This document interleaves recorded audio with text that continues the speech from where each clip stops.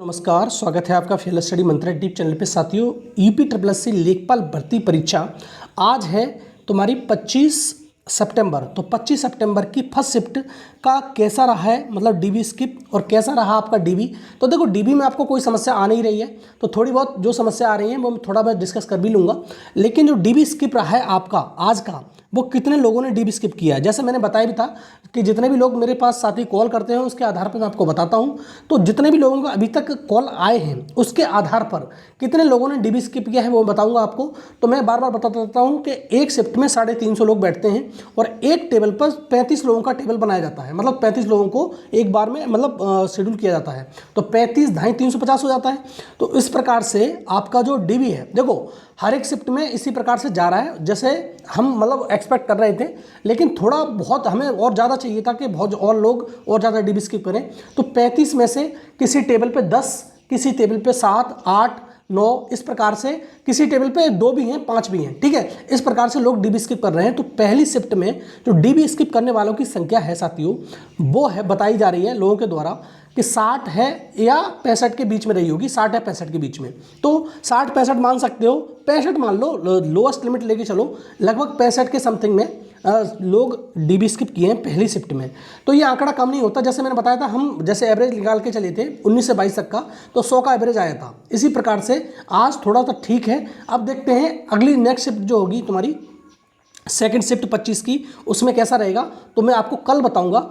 तो आज अच्छा आंकड़ा है सुबह वाली शिफ्ट का। अब शाम वाली शिफ्ट का क्या रहता है वो तो आप ही जानते होंगे और आप ही बताओगे तब मैं आपको बता पाऊंगा, ठीक है। और बहुत सारे लोग कहते हैं कि आप क्या उसमें आयोग में मौजूद है, तो नहीं रहता साथियों में आयोग में मौजूद। जितने भी लोगों के कॉल आते हैं, हाँ मैं वेरीफाई करके बताता हूँ आपको। ऐसा नहीं मैं एक बंदे का 2 बंदे का कॉल आ गया तो मैं आपको बता दिया। कम से कम 20 से 25 जब तक कॉल नहीं आ जाती तब तक मैं वेरीफाई नहीं करता हूँ, और आपके द्वारा आपके अनुसार ही मैं आपको बताता हूँ कि इतने लोगों को डीबी स्किप आज हुआ है।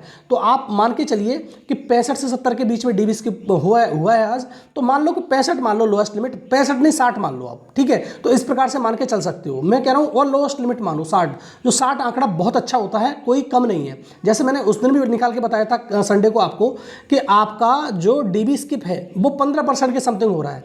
अगर 20 के समथिंग ही पहुंच जाएगा तो बहुत अच्छा आंकड़ा रहेगा, उससे बढ़िया आंकड़ा नहीं रह सकता, ठीक है साथियों। अब आओ थोड़ा सा एनओसी के बारे में बात कर देता हूं। जो एनओसी के बारे में बहुत लोग परेशान हैं और बहुत कॉल आते हैं मेरे पे एनओसी के बारे में। तो जो साथी ऑलरेडी किसी जॉब में है, अब देखो जैसे 10 व्यक्तियों के तो उस प्रकार के कॉल आए जो ग्रुप डी में ही जॉब कर रहे हैं। उन्होंने कहा हम साथियों सर हमको एनओसी नहीं मिल पा रहा है, डिपार्टमेंट हमको एनओसी नहीं दे रहा है। मैंने कहा परमिशन ले लो वहाँ से, कि परमिशन भी नहीं दे रहा है वो, ठीक है, हम डीबी कैसे कराएं। तो जैसे उनका जो एनओसी है, एनओसी मिलने में दिक्कत क्या आ रही है मैं बता देता हूँ। एनओसी वो इसलिए नहीं दे रहे, वो कह रहे हैं कि अगर एनओसी देना है आपको तो रिजाइन दे के जाइए, एनओसी तब मिल जाएगा आपको, अदरवाइज एनओसी नहीं मिलेगा। तो साथियों गलती आप मत करना, जिसको भी एनओसी नहीं मिल रहा है परमिशन लेटर लेके जरूर आए, अन्यथा की स्थिति में देखो होगा क्या, कुछ दिन बाद मतलब जैसे आयोग हमारा यूपी ट्रिपल एस सी आयोग जो है आपको वो देगा, मतलब समय देगा, समय सीमा देगा कि आप इतने दिन के अंदर आप एनओसी लगाओ।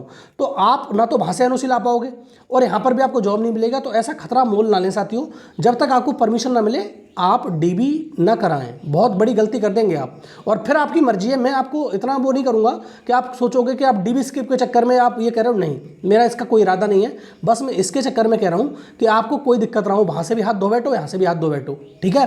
तो आप एनओसी नहीं मिल रहा है तो परमिशन लेटर जरूर लेके आएँ। और ग्रुप डी वालों को विशेषकर और एनटीपीसी वालों को नहीं मिल रहा है, वो जबरदस्ती करा रहे हैं, ठीक है, उनको एनओसी नहीं दी जा रही है रेलवे की तरफ से। वो रेलवे वाले ये डिपार्टमेंट ये कह रहा है डायरेक्ट आपको, अगर कहीं कराना है आपको डीबी तो आप रिजाइन दे के जाइए। और वो सब लोगों ने यही बताया मेरे को, ठीक है। तो आपकी क्या राय है इसके बारे में आप जरूर बता देना।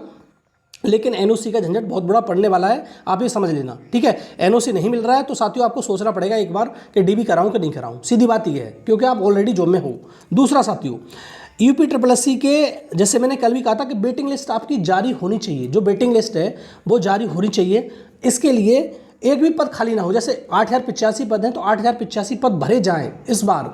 क्योंकि होता क्या है कि जैसे कि जैसे 8085 पद तो हैं आपके, तो 8085 पद पे डायरेक्ट कुछ लोग ऐसे भी हैं जो जॉब में हैं, वो ऑलरेडी डीबी करा रहे हैं, तो उसके सीट खाली बेकार करेंगे वो। जैसे एनटीपीसी में जॉब कर रहा है कोई व्यक्ति या यूपीएसआई में जॉब कर रहा है, वो एक आदमी डीबी करा लिया तो वो तो सीट बेकार चली जाएगी ना, उसके नंबर अच्छे होंगे तभी डीबी करा रहा होगा अपने होम डिस्ट्रिक्ट के चक्कर में।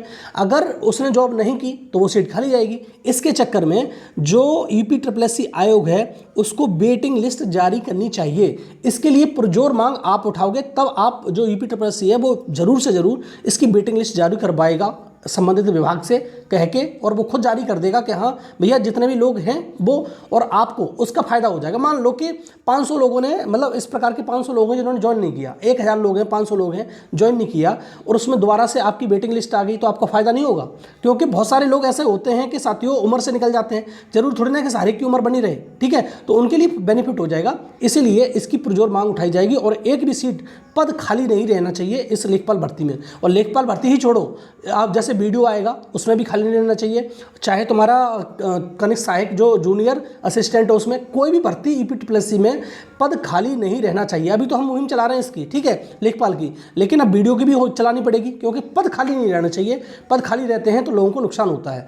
कब तो परीक्षा कब की मारी कब होती है, 3-3 साल 4 साल खिंच जाते हैं, आपको भी मालूम है। 2 साल इसमें ऑलरेडी इसमें हो चुके हैं लेखपाल में, और कितना खींचोगे, और फिर बाद में अगर फिर परीक्षा में तैयारी करेगा तो भैया उसका माइंड नहीं रह पाता व्यक्ति का। तो इसके लिए वेटिंग लिस्ट निकालो, जितने साथियों का संभव हो सके। 8085 पद निकले हैं तो एक भी पद खाली नहीं रहना चाहिए, यही हमारी आशा और उम्मीद है आयोग से। तो ये इसकी वेटिंग लिस्ट निकलवाने के लिए आपको थोड़ी कोशिश करनी पड़ेगी, और कोई पद खाली ना रहे, आपको जॉब मिल जाए। और इतना तो मान ही लो संभव है कि लोग डीबी करा रहे हैं, तो डीबी कम से कम 500-700 लोग ऐसे होंगे ही जो पोस्ट ज्वाइन नहीं करेंगे, तो आपकी सीट खाली चली जाएगी। इसके चक्कर में वेटिंग लिस्ट आनी ही चाहिए, और वेटिंग लिस्ट आएगी भी। आप निश्चिंत रहिए, आप थोड़ा सा मेहनत करिए, कोशिश करिए, वेटिंग लिस्ट आएगी आपकी ज़रूर से ज़रूर। और साथियों डीबी स्किप का मैंने बता दिया, डीबी स्किप सही जा रहा है, लेकिन आप कुछ नेगेटिव वाले हैं वो आप अब भी आके कहेंगे। बहुत सारे लोग इस प्रकार के कहते हैं कि एक भी डीबी स्किप नहीं हुआ। इतनी गारंटी मत लो साथियों, और इतना नेगेटिव मत फीलिंग फैलाओ कि लोगों के बारे में फिर गलत भ्रांतियां फैलने लगे। लोग फिर कहते हैं कि क्या फ़ायदा डीबी स्किप का, और बहुत सारे लोग कहते हैं कि अगर डीबी स्किप तो 10%, वैसे भी 1% डीबी स्किप नहीं होता है साथियों, ये बात ध्यान रख लेना। आपको लग रहा है कि डीबी स्किप हो जाता, डीबी स्किप 1% भी नहीं होता, इतने लोग नहीं छोड़ते। आपकी ये कोशिश है, आपकी जो मेहनत की है उसकी चक्कर में ही ये लेखपाल का डीबी स्किप हो रहा है। अन्यथा की स्थिति में डीबी स्किप होता ही नहीं। बात समझ रहे हो?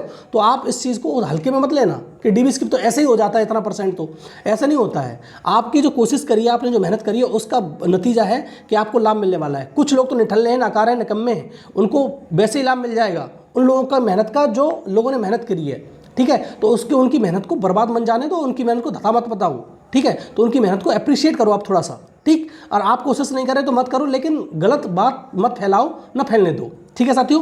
तो ये ही मेरे को बताना था। और तुम्हारा जो वेटिंग लिस्ट है आपकी ज़रूर आएगी, और आपको थोड़ी सी आपको कोशिश करनी पड़ेगी तभी आएगी। ऐसा नहीं कि ज़बरदस्ती मैं कह रहा हूँ कि आ जाएगी तो आ ही जाएगी, नहीं, आपको कोशिश करनी पड़ेगी वेटिंग लिस्ट के लिए, और वेटिंग लिस्ट आ भी जाएगी आपकी। और एनओसी के मैंने बारे में बता दिया।